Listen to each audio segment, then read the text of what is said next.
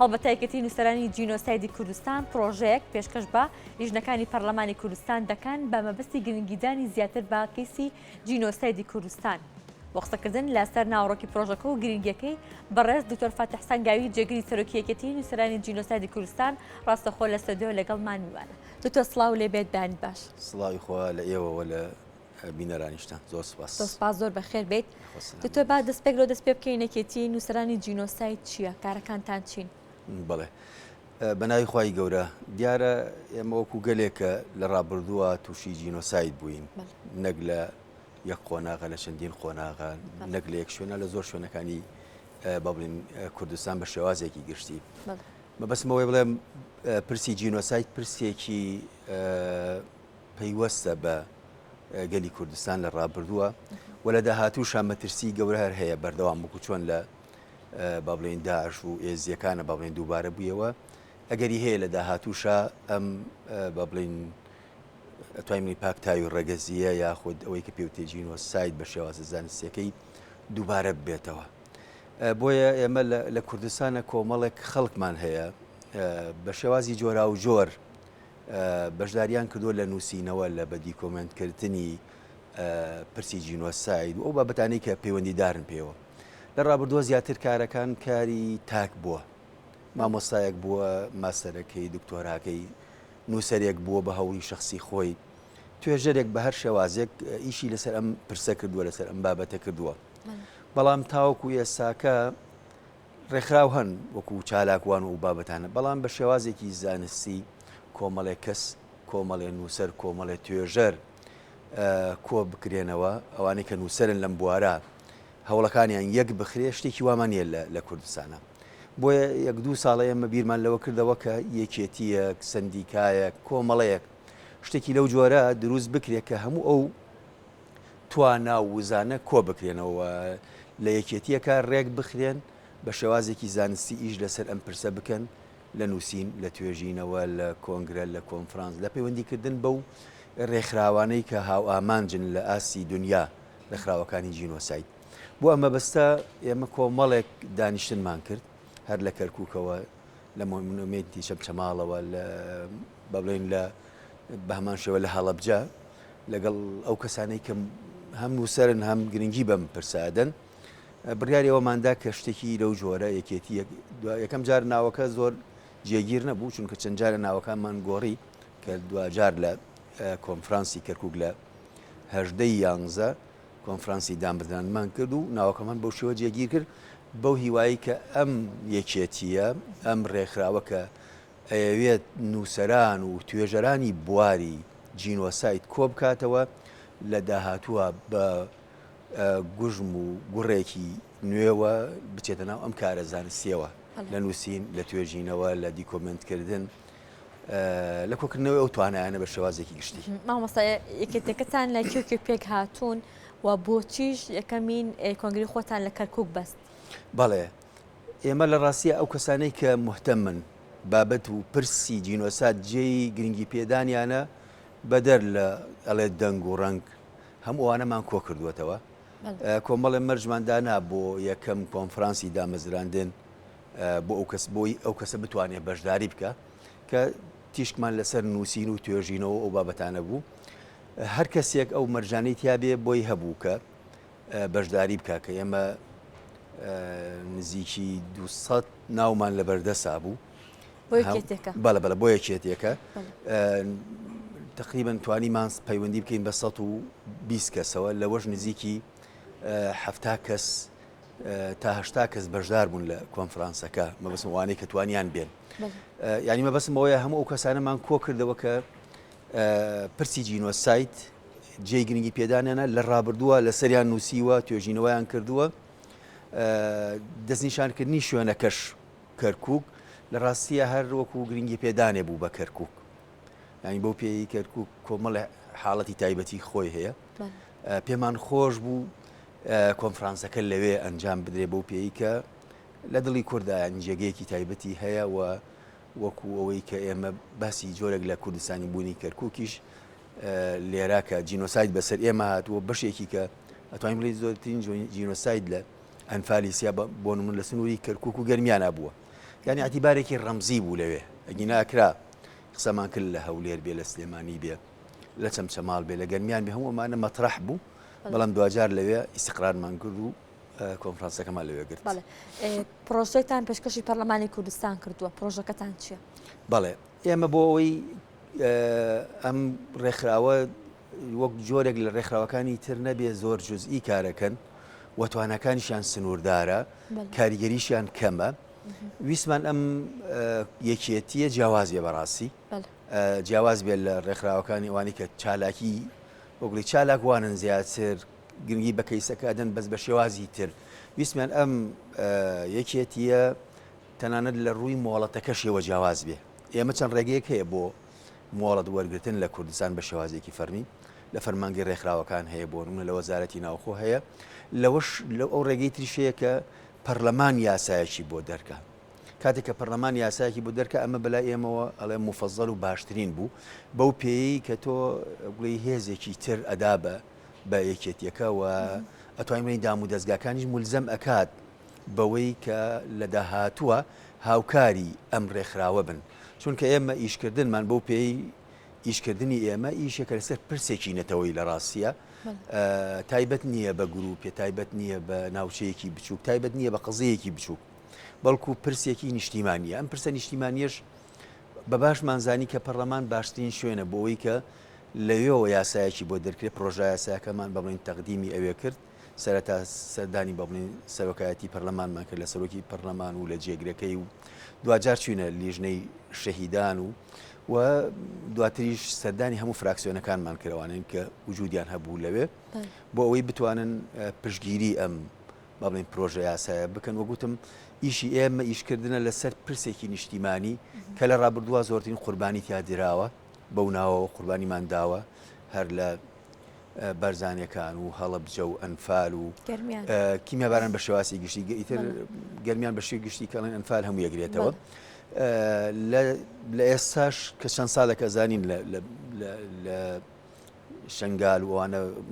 بابەتی داعش ئەوش جارێکی تر جینۆسایدێکی تر ڕوویدایەوە لە داهاتووش ئەم مەترسی هەیە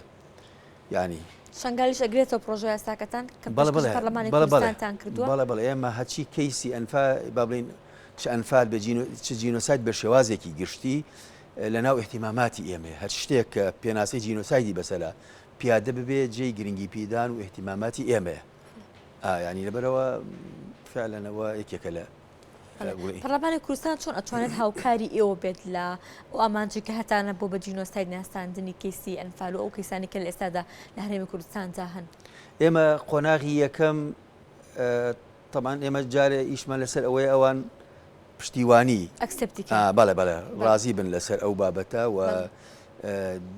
بە هیواین کە بۆ نمونە لە 16 لە 4 لانی کەم لەو دوو بەروارە ئەم یاسایە دەربچێت بۆەوەی ئێمە بتوانین وەکوتم بە گوڕ و هێزێکی ترەوە لەسەر ئاسی کوردستان ئیشی خۆمان کەین بتوانین کۆنتاکتی تایبەتی بکەین لەگەڵ ڕێکخراوە نێودەوڵەتەکان بە پاڵپشت بەوەی کە ئێمە بە یاسایەک لە پەرلەمانەوە دەرچوین و ئەم خەڵکی کە کۆ بۆتۆ لێرە ئەم نووسەر و توێژەرانە قووەیەکی قانونیشیان هەیە و ئەتوانن لە ئاستێکی باڵا ئیش بکەن ئەمە لەلایەک و لەلایەکی ترەوە ئەوەی کە جەناب تەفەرمی پەرلەمان لیژنەی تایبەتی هەیە بۆ بابەتە حقیقەت پرسی جینۆساید لە ڕابردووە وەکو پێویست ئیشی لەسەر نەکراوە هەندێک ئیش کراوە بەڵام تەنانەت بە توێژینەوەکانیشەوە لەوەی کە ئێمە ببینە ئاسی نێودەوڵەتیش کەم تەرخەمی نوێنراوە بەڕاستی تەنانەت ئاخر هەوڵ و چالاکی ئەوە بوو کە لە پەرلەمانی فەڕەنسا هەوڵێک درا بۆەوەی ئەم کەیسە ببرێتە ناو پەرلەمانی فەڕەنسا پێشەوەی ببرێتە ناو پەرلەمانەوە بە ینی تەنان ئەوانش کە پرسەکان بردبوو هەمویان دەنگیان پێی نەدا یعنی وڵی شکست هێنرا لەوە لە کاتێکە ئەم کەیسە کە هەبوو کەمە فعلا هەر خۆی بردنە ناو پەرلەمانە ئەوروپیەکانە بۆ خۆی گرنگی و باەخێکە گەرچی شکستیشی هێناوە بەڵام هەنگاوێکی باشە ئەکرێت جاری تر دووبارە بکرێتەوە هەڵی بۆ بدرێ مەبەستم ئەوەیە لە کاتێکە ئەوان وازان پێشتر لیژنیان بووە لە هەرێمی کوردستان خەڵکێک بووە زانیوێتی دەی ئەم پرسە نە لە وەزارەتی شەهیدان نە لای پەرلەمانتاران نە لای لیژنیان بابڵێن شەهیدانیش یان بەباشی پێیان نەگەیشت بوو یا بەدەم ئیشەکەەوە نەبوون کەچی ینی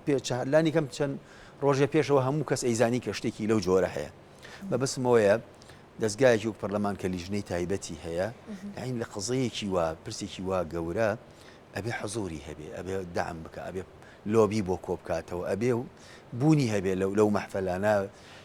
لانی کەم لیژنەیەکی تایبەت هەبێ لەسەر ئاستی هەرێمی کوردستان کە بەردەوام ئەم کەیسە بجوڵێن ئێمە ئەم کەیسانە بەداخەوە لە مناسبەکانە یا هەندێک جار حەدەسێ ڕووەدا ینی گرنگی پێدەین لە کاتێکە کەیسی جینۆساید ئەگەر بە شێوازێکی زانستی کاری لەسەر بکرێ قابلی ئەوەیە تۆ ڕێگەت پێ بدرێت دەوڵەت دروست بکەی بۆ پێی گەلێکی ڕوبەڕووی جینۆساید بوویتەوە بەڵام ئەمە چۆن ئەکرێ ئەمە تەمان ئەبێ ببرێتە مەحفەلی نێودەوڵەتی بێتە ڕێکخراوە نێودەوڵەتیەکان لەوێ دانی پیا بنرێوەکو جینۆساید چونکە تا یەک و ئێستا ڕاستە لە هەرێمی کوردستان وەکو پەرلەمان بەغدا وەکو پەرلەمانی بەغدا سەرۆکایەتی کاتی خۆی سەرۆک کۆمار لە دادگای باڵای تاوانەکانی بەغدا بابنی عێراق ئەمانە ناسێنراوەکو جینۆساید هەرچەنە تا ئیسە یاسایەکمان نییە لە هەرێمی کوردستان لەسەر جینۆساید و ئێستا کۆمەڵێ ڕێکخراو خەریکی ئەو بابەتەن کە نوێنەری ئێمەشی تیا هەیە بۆ یاسایەک دەربکرێت مەبەستمەوەی ئەم کەیسە ئیشی گەورەی لەسەر نەکراوە ئیشی زۆریشی تیاماوە ئێمە زۆر کار هەیە کە لەم پرسە ئەتوانین بیکەین لە نووسین لە توێژینەوە لە کاری دیکۆمنتاری ئەو کەم دکتۆر ئێوەکو یەکەتی نووسرانی کوردستان یەکەتی نووسرانی جینۆستایت کە لە کۆمەڵک نووسەر پێکاتون چۆن ئەتوانن نووسینەکانتان و توێژینەوەکانتان لەبواری جینۆستایدا زیاد بکەن کە کاریگەری لەسەر پرسی جینۆستایت هەبێت بەڵێ طبعاً نووسین لەو بوارە ڕۆڵێکی گەورەی هەیە من لەسەر تا شتێکم لە بیر و بەڕاستی بیڵێم ئەویش ئەوە بوو بەڕاستی ئێمە دوێنێکە یەکێ لە نووسەرە دیارەکانی بواری جینۆساید کە دکتۆر معرف بوو وەفاتی کرد ئێمە سەرخۆشیەکەین لە کەسوکارەکەی هەر جەنابیشیان مناقیشی من بوون لە ماستەرێکە لەسەر ئەنفان نووسی و بۆیە لێرەوە سەرخۆشی لە کەسوکارێکەین کە ئەو بەڕاستی لە دەستدانی کەسێکی ئەو کەلێنێک بوو کە یەکەم ئەتوان بڵێم نامەی ماستەری لەو بابەتە نووسی لە ساڵ 1990 جا نووسین لەم بابەتە زۆر گرنگە چاوپێکەوتن زۆر گرنگە بە تایبەتی چاوپێکەوتن لەگەڵ قوربانیەکانە لەوانەیە سەردەمێ بێ بەش لەوانەی کە مەبەستم قوربانەکان ئەوانەی کە گیراون و بەربوون و بەڵێن چیرۆکی زۆرمان هەیە زۆر گرنگە بەشێکی کە کاری ئەعلامیە بەڵام ڕەبتیشی هەیە بە نووسینەوە دوجار ئەکرێت نەقلش بکرێ بۆ نووسین ئەوەیە کە ئەو چیرۆکانە ئەو کەسانی بە زمانی خۆیان قسە بکەن بە شێوەزاری خۆیان قسە بکەن بە شێوازی دەموچاوی خۆیان تعبیر لە قزیەکان کەن مانەوەی ئەم شتانە و دیکۆمنتکردنیان زۆر گرنگە بەڵام ئەوەی کە جێی بایەخی ئێمەیە بە شێوازێکی سەرەکی نووسین توێژینەوە کۆنگرە کۆنفرانس هەموو ئەمانە دیکۆمنتن ئەکرێ ئێمە کۆمەڵە کار بکەین ئەم کارانە دوایی وەری گەڕینە سەر زمانەکانی تر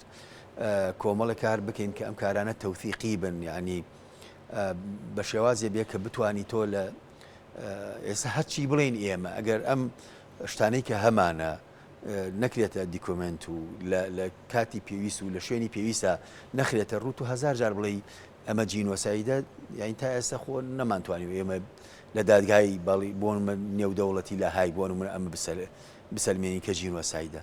هەبێ ئەم شتانە کۆ بکرێنەوە بە شێوازێکی زانستی شتمان هەیە ئێمە شتمان زۆرە بەڵام ڕێک نەخراون لەوانێ هەنشتی ڕێکخراومان هەبێ بەڵام ئەم قەزیە تۆ بە هەزاران بەڵگەی زیندوت هەیە تا ئێستاکەش وا لێ ئەمرێت و هەندێکی گوڵەی لەوانەیە بەرەو لە ناوچوون ئەچن بەڵام زۆرە ینی ئەوەندە هەیە کە تۆ بتانی مامەستاوکو دو پرسیاری بۆ بەڕێزە چۆن بتوانین پرسی جینۆسای بکەین بە پرسێکی جیهانی لێستا دەکاری وە ئاسانە یاخود چەند هەنگاوی ئەوێت کە بتوانین بۆ بگەین لە ڕاستی ئەمە کاری فرە ڕەهەند و فرە جەمسەری ئەبێتەوە لەسەر ئاسی حکوومەتی هەرێمی کوردستان لیژنەی تایبەت و دەستگای تایبەت هەبێ ئەم پرسە بجوڵێنێ لەسەر ئاسی نووسەر و توێژەرەکان بەردەوام نووسین و توێژینەوەیان هەبێ لەسەر ئاسی دیکۆمنتکردنی ئەو کەسانەی کە خۆیان بۆ نمونە گیراون و بەربوون هەموو شتانە دیکۆمنتکەی ئەوانەی کە ڕۆیشتون و ناویان هەیە و وێنەیان هەیە هەموو ئەم شتانە